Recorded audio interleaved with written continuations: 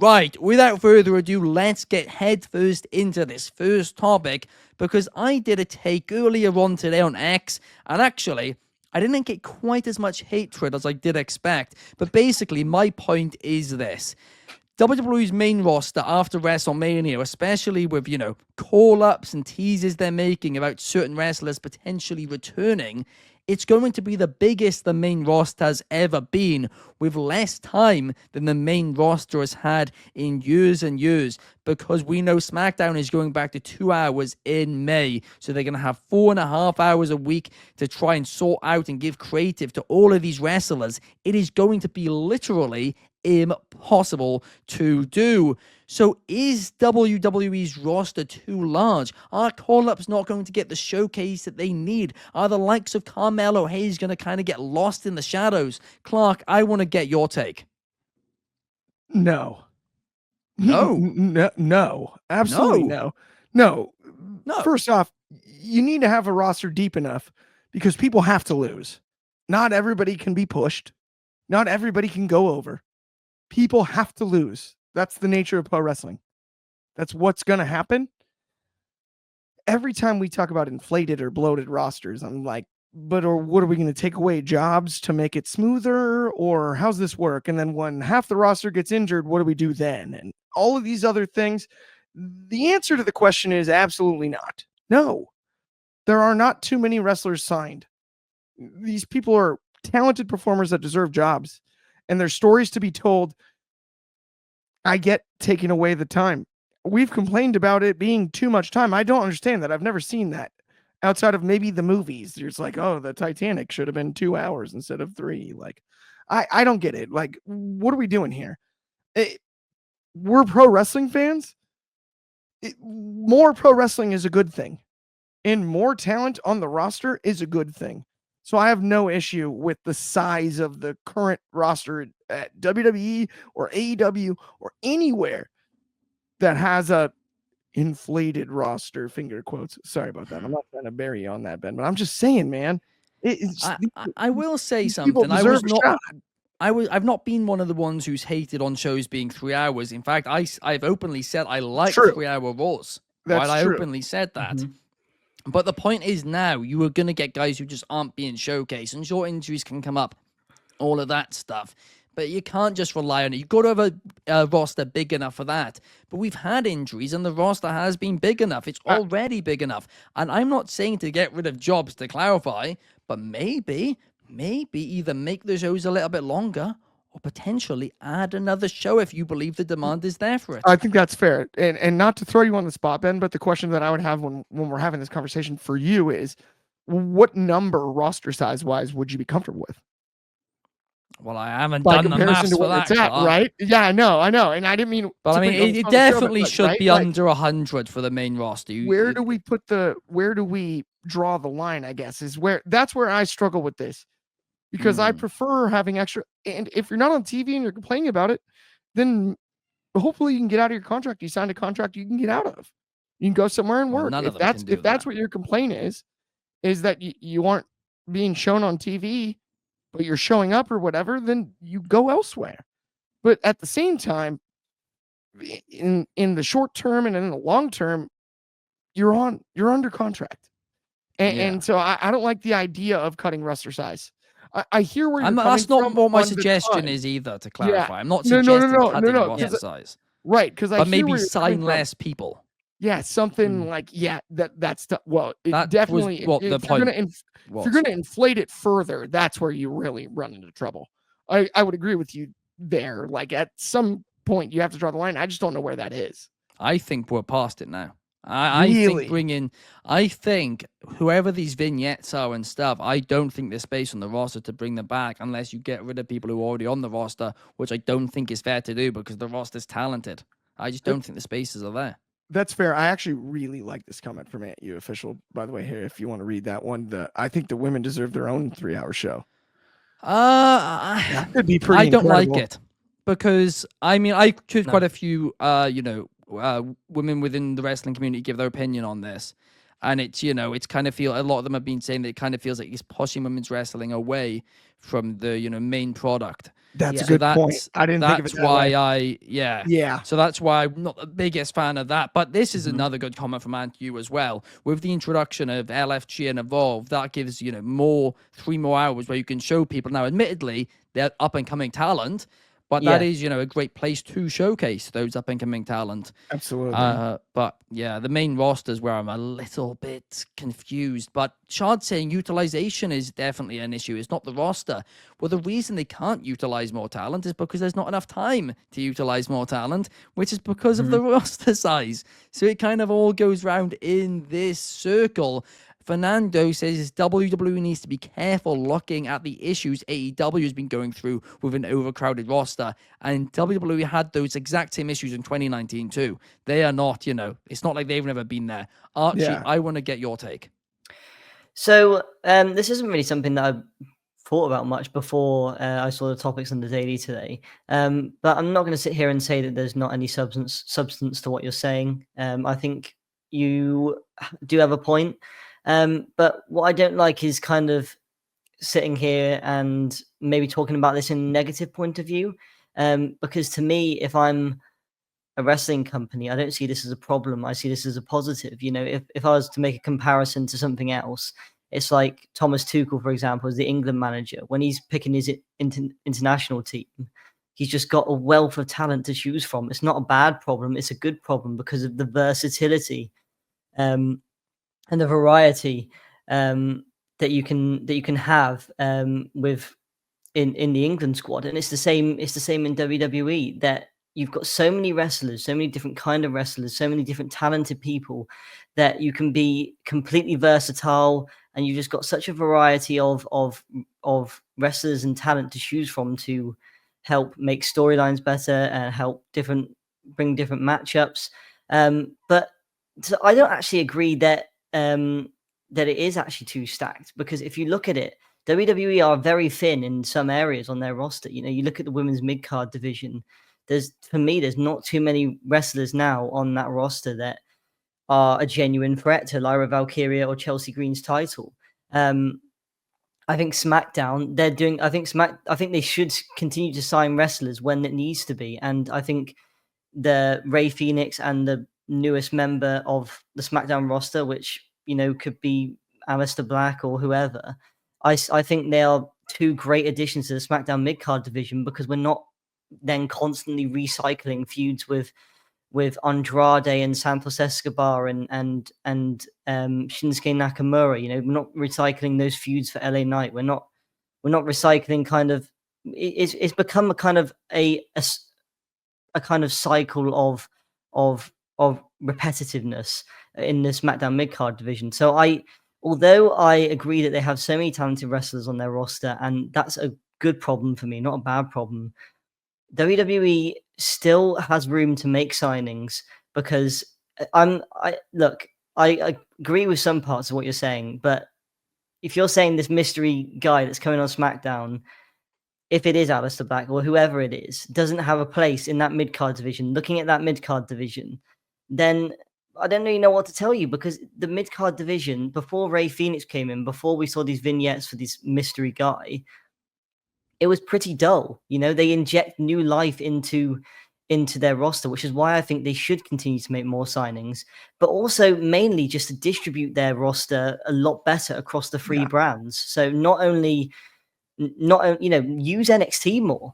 because we're seeing a lot of when we're not seeing a lot of use with NXT when we're looking at guys like Pete Dunne and Tyler Bate, for example. They're not being used a lot on Raw.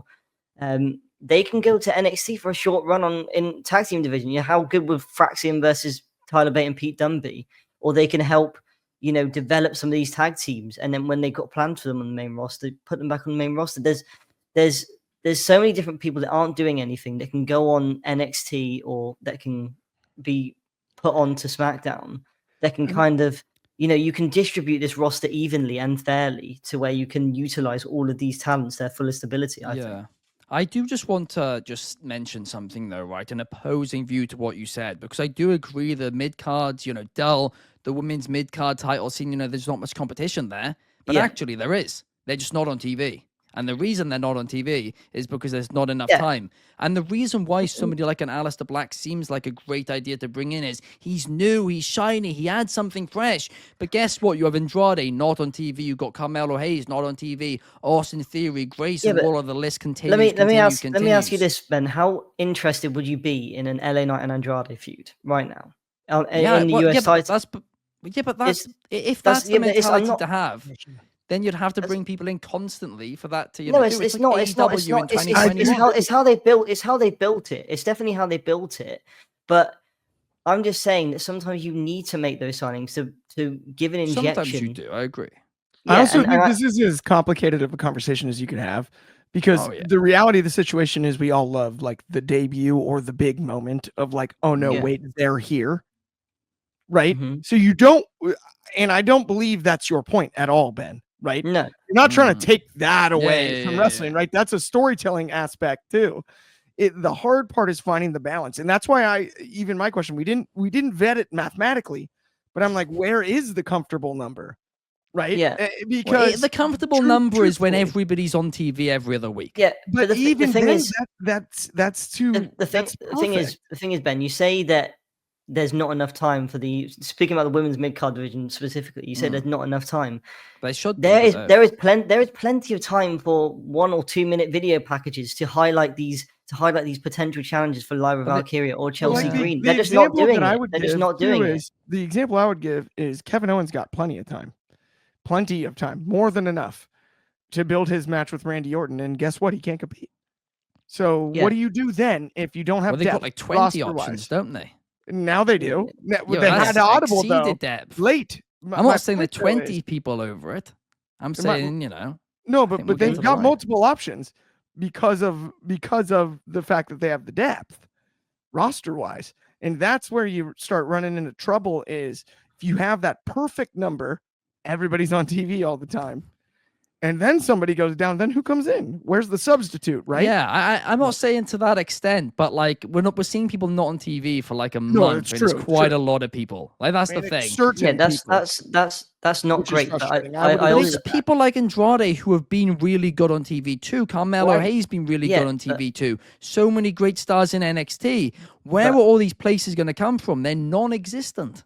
I just think that it's a little bit lazy to kind of blame that on the roster size when it's for me, you can blame that on the booking a lot better. There is plenty of time on the show to utilize this talent. They're just not doing it, in my opinion. But there is plenty of time. I think, especially, I'm going to be honest, I think they're making use of the time very well for the most part on WWE television. And obviously we have like bad segments and stuff, but in terms of the amount of time certain people are getting, I think it makes sense. I just think there isn't enough time to go around. I'm kind of in the middle when it comes to this. Sorry, Archie, I don't mean to cut you off, but I'm kind of in the middle when it comes to this because I feel like the one complaint I might have is actually like it's very obvious who they want to feature. Yeah, well, that's true too. And I think that's a part of the problem. But at the same time, also, I do think even shrinking SmackDown by an hour, it's 1 hour. And that's big, though. That's 1/3. I'm telling you, though, in 3-hour SmackDowns, there's been a shavable hour. You're not wrong there in terms of how they. I think that's the quality of writing. That's the quality of writing and not the talent. And that's where it's tough to me is this conversation I think is muddied because it's like almost 2 or 3 separate convos within one. It is. It's a huge conversation. There's so many things that affect each other. It's really a deep one. I personally believe the catalyst right now is genuinely the amount of wrestlers they have there. And I feel like there is a potential. I do think maybe they should like make main event more important again or something like that. And like try and just have something that overlaps and connects stuff a little bit more. But they have been doing a bit. But they have been doing a bit with putting matches like Penta versus Joaquin Wilde on there. I do understand what you mean. You can have I understand but I understand what you mean is that you can put those wrestlers on there that aren't getting much TV time. But no, that's a good idea of main event. I mean, Fernando says 3 hours for a non-PLE is too much. I really do think maybe just a 1 hour, another major show separately could be the move. No, maybe, but I think 2.5 hours is the sweet spot. What Raw is now, I think that's the perfect sweet spot for a show. For me feel like personally, Sunshine Anderson, like I've heard it all before. We got a few comments I do want to read out. Numero 1 says, I don't mind certain stars going from the main roster to NXT to reinvent themselves, but he brings up a fantastic point. Will they keep the momentum once they go back to the main roster? Because it is true. I actually don't think there's a single example of it being successful yet. Why does that have to be the end goal, though, is what I'm saying. Why can't they be successful in NXT? Why can't they finish their career in NXT? Like, why? That's the thing. What I didn't get when Baron Corbin got called up. Why did he have to get called up? He had so much more to do in NXT. He didn't even need to go back to the main roster. He could have stayed in NXT for the rest of his career and helped develop those talent while, being on TV every week. So I don't think main roster needs to be the end goal for a lot of these experienced wrestlers. And if you think about people that have just absolutely gotten over on NXT, it does lend to success on the main roster, right? Like I think the fear, I thought Finn Balor would have lifted that veil when he voluntarily went to NXT during sort of that dead space a few years back. But I don't know necessarily that it worked out like that. No. Yeah, honestly, it is difficult because there are only very limited, spaces in NXT to have veterans there. But to your point, Sean Spears is the guy right now they're doing, but Corbin definitely could have been there for longer. And I don't see Sean Spears going back to the main roster. He's never getting called up. No, but he's openly said that he's going to finish his career in WWE, which will have to be on the NXT. So. Yeah. I just don't see why main roster has to be the end goal for these wrestlers, especially when they've already been on it. Yeah, exactly. And you says when superstars like Zarya, Julia, and Stephanie, Roxanne, all of them move up, there's gonna be so many competitors for the women's mid-card title scene. That's the thing. Where are you gonna? Whose time are they gonna take? Because that's a lot of talent, and they're all really, really good and deserve a lot of time. But it's not like you can just magic up more time to give to them. You got to give them somebody's time. Somebody's got to lose time. I was about to be the worst and just go their own. They're just going to take their own time. Well, they're going to take somebody's. I'll tell you that much. This is slightly off topic again, right? But let's come back to the opening topic, but based on what you just said. And I have not thought this opinion through, right? So it could be an awful one. But what if WWE, because we know Netflix now are doing some 18, MA-rated content. They're getting really edgy with certain stuff.